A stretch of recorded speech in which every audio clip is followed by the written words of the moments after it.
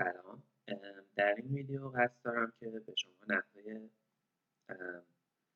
استفاده از ریکپچای سرویس ریکپچای گوگل رو در وبسایت‌های مختلفمون، حالا علل خصوص وبسایت‌های وردپرسی که تخصص خود من هست، آموزش بدم.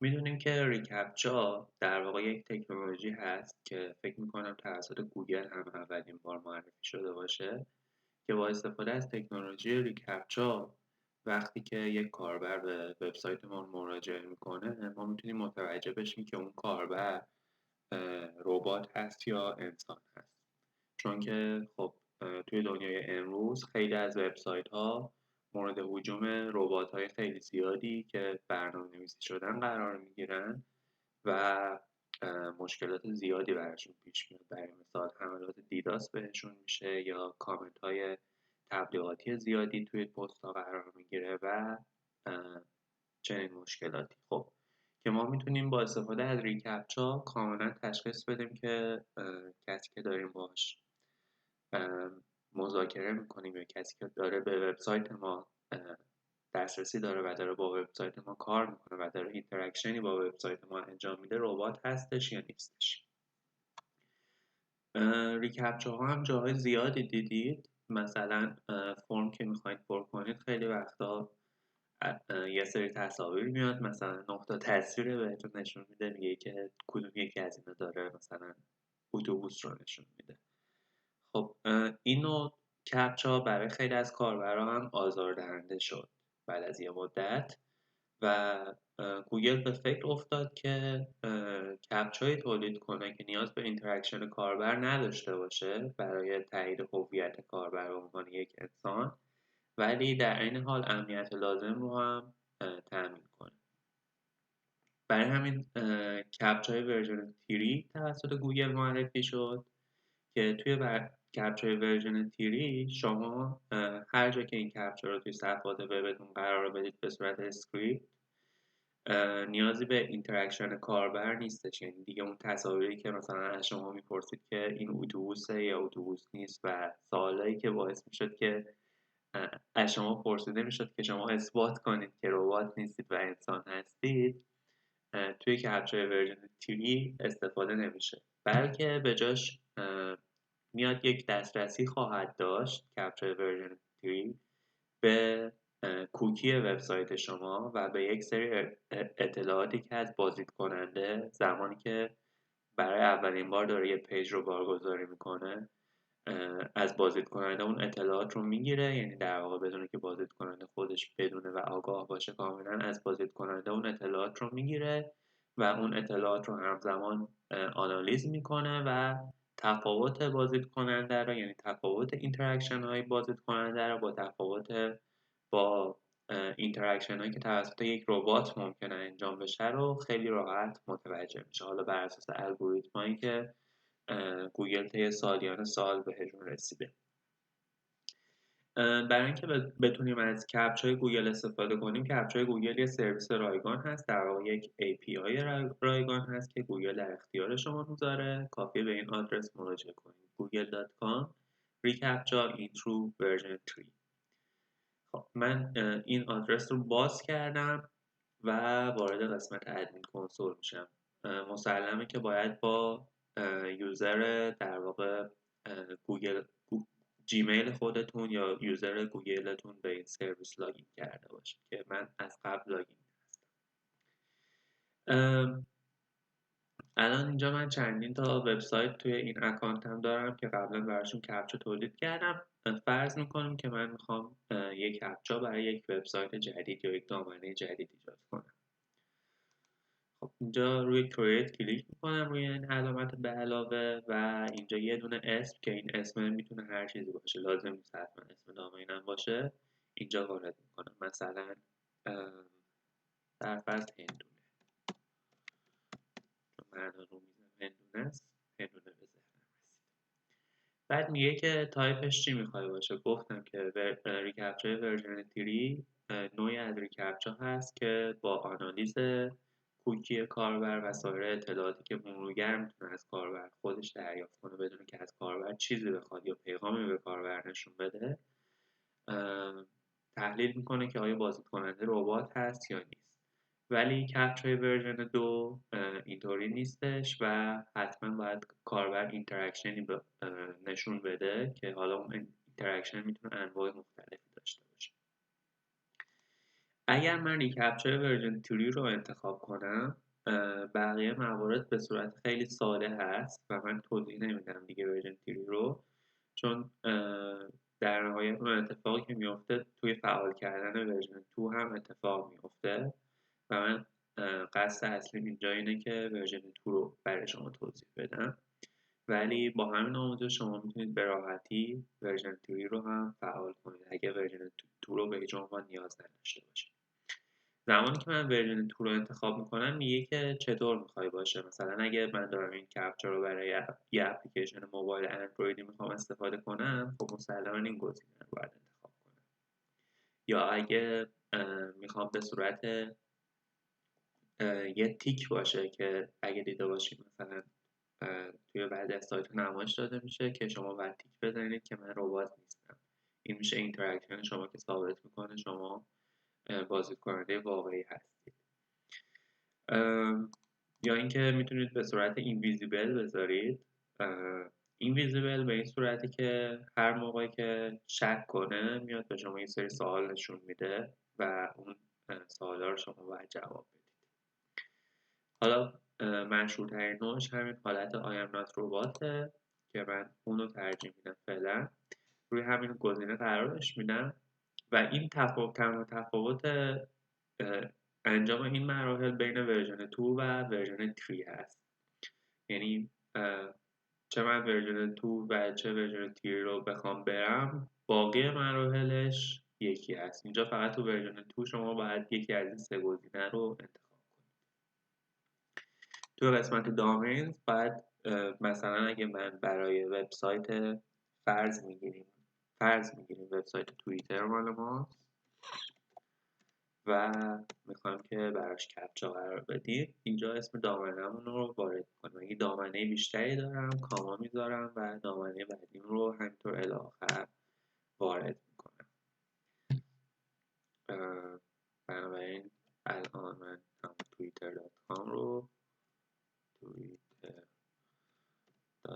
رو وارد میکنم یا بذارید tech.com رو وارد میکنم. میگه که اونر این کپچا کی هست، میگم خود من هستم. با همین ایمیلی که لاگین کردم میتونم افراد دیگر رو هم اضافه کنم به عنوان اونر که به اطلاعات این کپچا دسترسی داشته باشه. اینجا قوانین استفاده از کپچا رو اکسپت میکنم. حالا به خصوص برای کسایی که تو اتحادیه اروپا هستن یه سری قوانین دیگه هست، به خصوص زمانی که شما میخواین از کپچای ورژن 3 استفاده کنید، چون ورژن 3 کوکی کاربر رو استخراج میکنه و بر اساس قوانینی که 1-2 سال پیش توی اروپا تصویب شد، این کار باید حتما توی وبسایتایی که توی اروپا هستن یا توی کسب کارهایی که توی اروپا هستن با توافق کامل کاربر انجام بشه و به کاربر حتما اطلاع داده بشه. و قسمت بعدی اینه که اگر گوگل آسیب پذیری خاصی رو سایت ما در این رابطه مشاهده کرد، به اونرها اطلاع بده یا نده.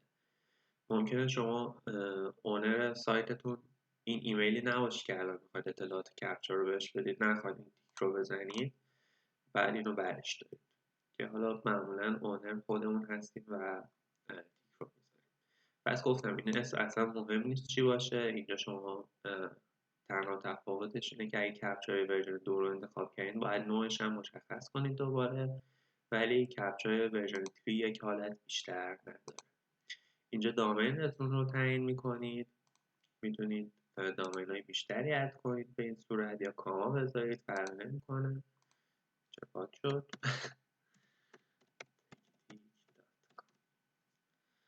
و سابمیت رو کلیک میکنم. زمانی که سابمیت رو کلیک میکنید یه دونه سایت کی برای شما تولید میکنه و یه دونه سیکرت کی.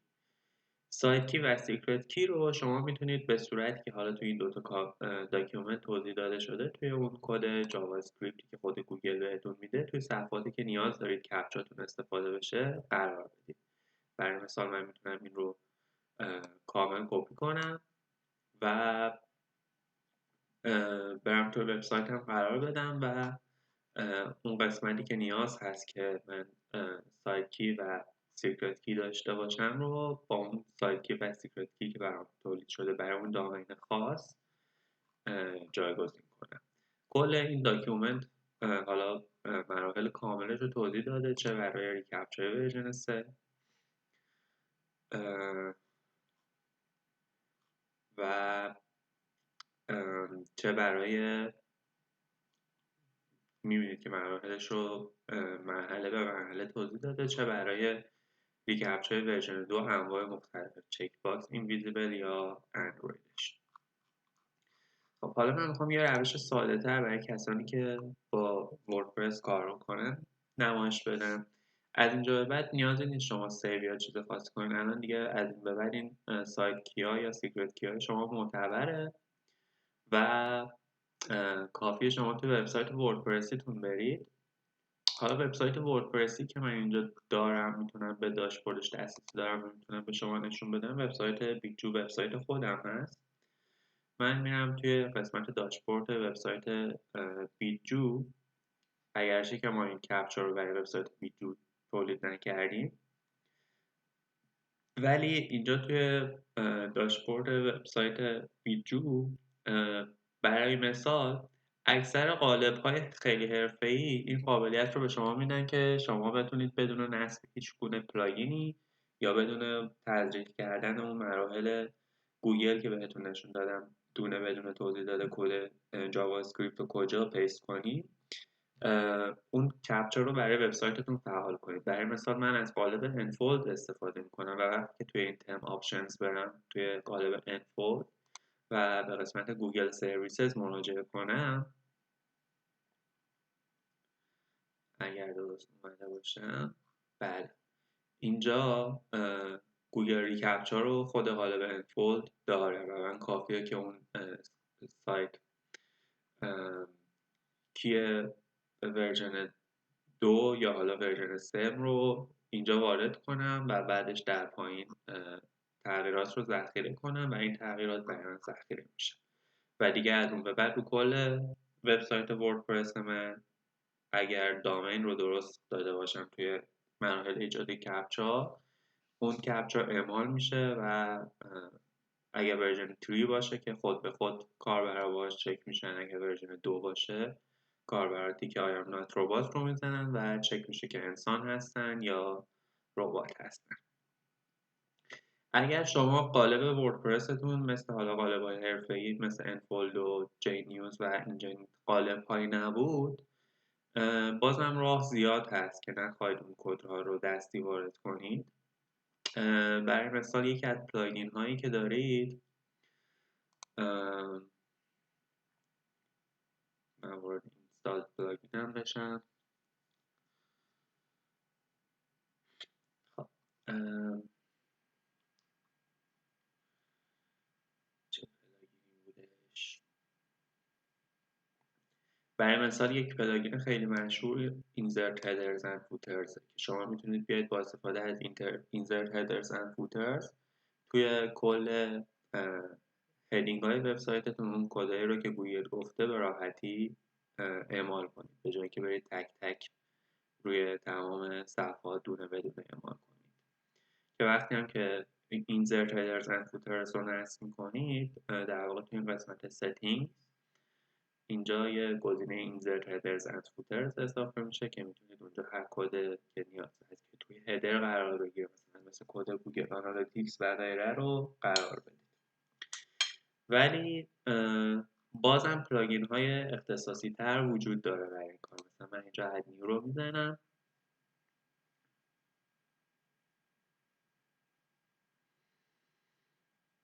و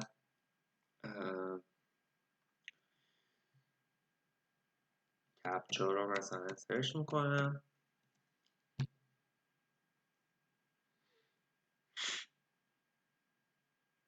مثلا ادوانس نو کپچا and invisible کپچا ورژن 2 و ورژن 3 برای من میاد.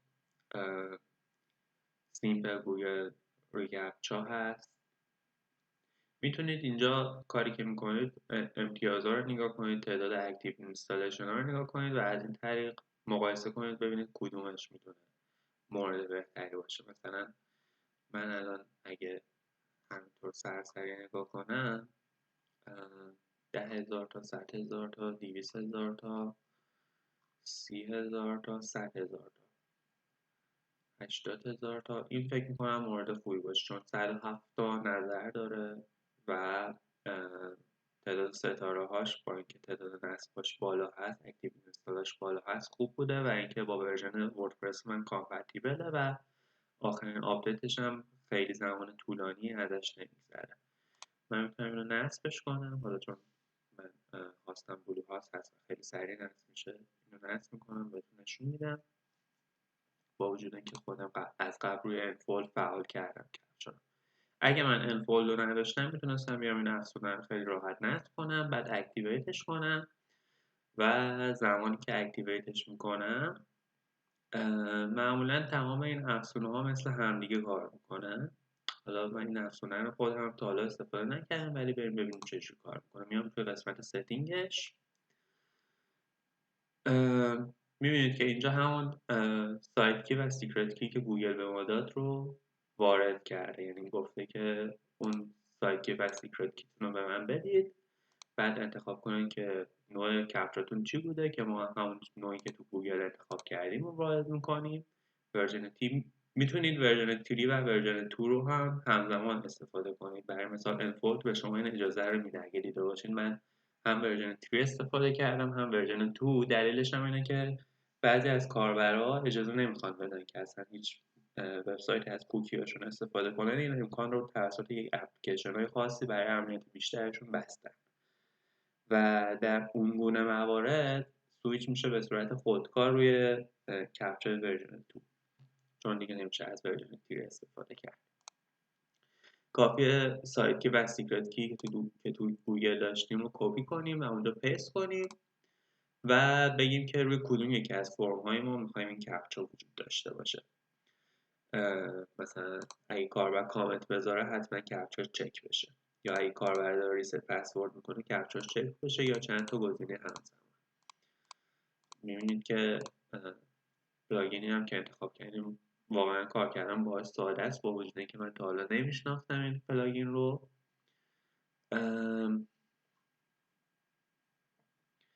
پلیز ارور مسیجش رو اینجا میتونید تعیین کنید که اگر کاربر کپچا رو اشتباه وارد کرد چه پیامی بهش نشون داده بشه.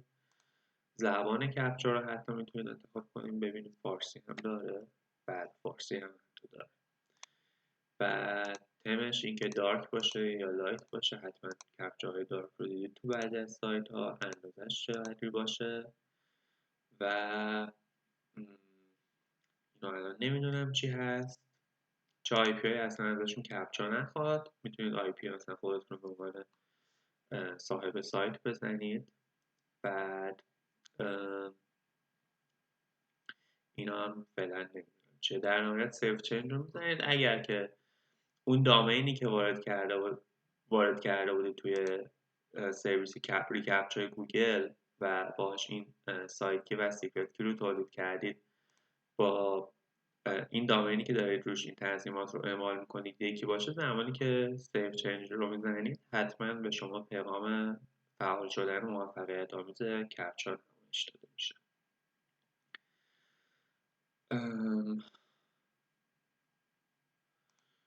دیگه مسئله ای نمیمونه.